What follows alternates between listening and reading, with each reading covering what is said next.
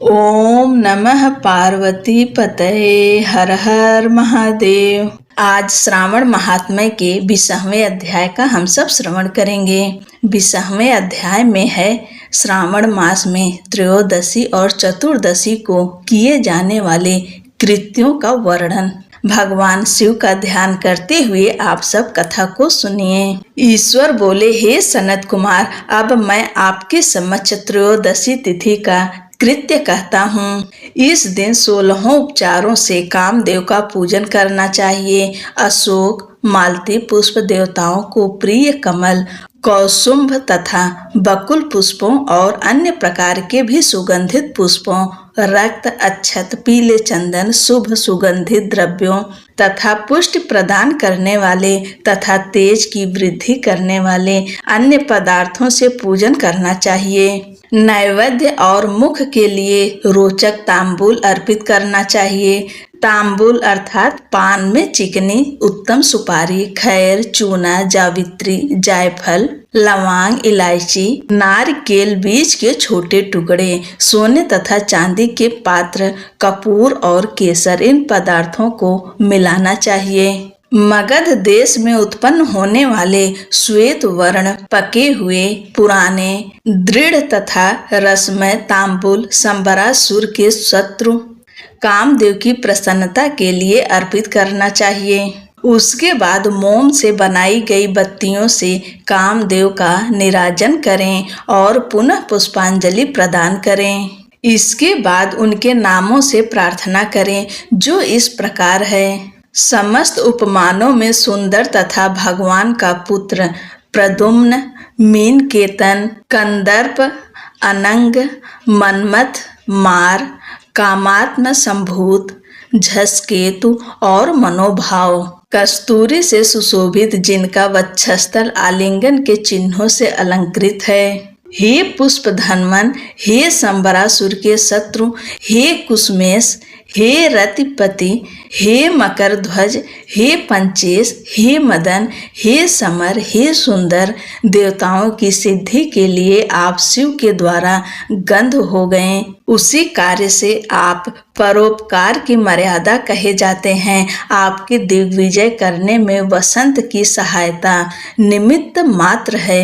इंद्र दिन रात आपका मनोरंजन करने में लगे रहते हैं, क्योंकि अपने पद से च्युत होने की शंका में वे तपस्वियों से भयभीत रहते हैं। आपके अतिरिक्त दृढ़ मन वाला कौन है जो शिव जी से विरोध कर सकता है? पर ब्रह्मानंद के समान आनंद देने वाला आपके अतिरिक्त दूसरा कौन है?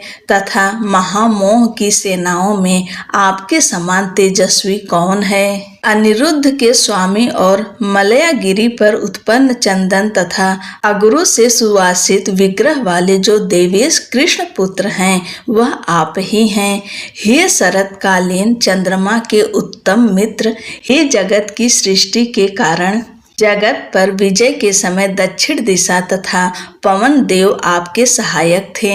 हे नाथ, आपका अस्त्र महान, निष्फल न होने वाला, अत्यंत दूर तक जाने वाला, मर्म स्थल का छेदन करने वाला, करुणा शून्य तथा प्रतिकार रहित है।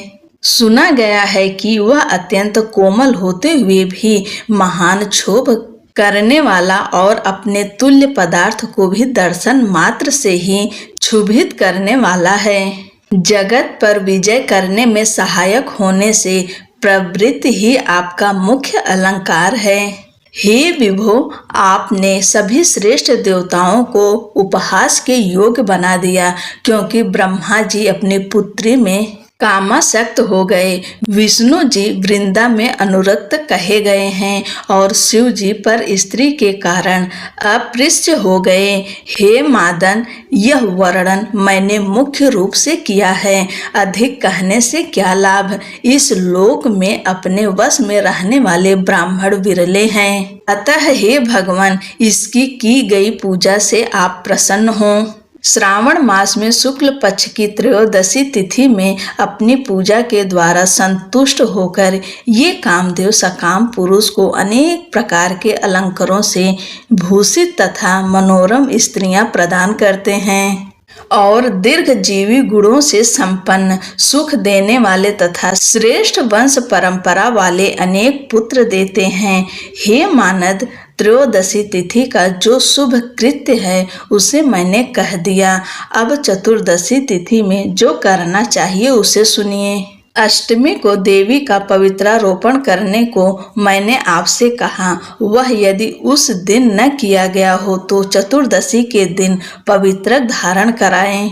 चतुर्दशी तिथि को त्रिनेत्र शिव को पवित्रक अर्पण करना चाहिए। इसमें पवित्रक धारण कराने की विधि देवी तथा विष्णु जी की पवित्रक विधि के समान ही है। केवल प्रार्थना तथा नाम आदि में अंतर कर लेना चाहिए। शैव, आगम तथा जाबाल आदि ग्रंथों में इसकी जो विधि है उसी को मैंने कहा। विकल्प में इसमें जो कुछ विशेष है उसे मैं आपको बताता हूँ। 11 तथा 48 अथवा 50 तारों का समान ग्रंथ तथा समान अंतराल वाला पवित्रक बनाना चाहिए। पवित्रक 12 अंगुल प्रमाण के, 8 अंगुल प्रमाण के, 4 अंगुल प्रमाण के अथवा पूजित शिवलिंग के विस्तार के प्रभाव वाले बनाकर शिव जी की प्रसन्नता के लिए अर्पण कर देना चाहिए। विधि पहले बताई गई है, फल आदि पहले कहे जा चुके हैं। जो इस व्रत को करता है वह कैलाश लोक प्राप्त करता है। हे वत्स, मैंने यह सब आपसे कह दिया, अब आप और क्या सुनना चाहते हैं? इस प्रकार श्री स्कंद पुराण के अंतर्गत ईश्वर सनत कुमार संवाद में श्रावण मास महात्म्य में त्रयोदशी चतुर्दशी कर्तव्य कथन नामक 20वां अध्याय पूर्ण हुआ। बोलो भगवान शंकर की जय, माता पार्वती की जय।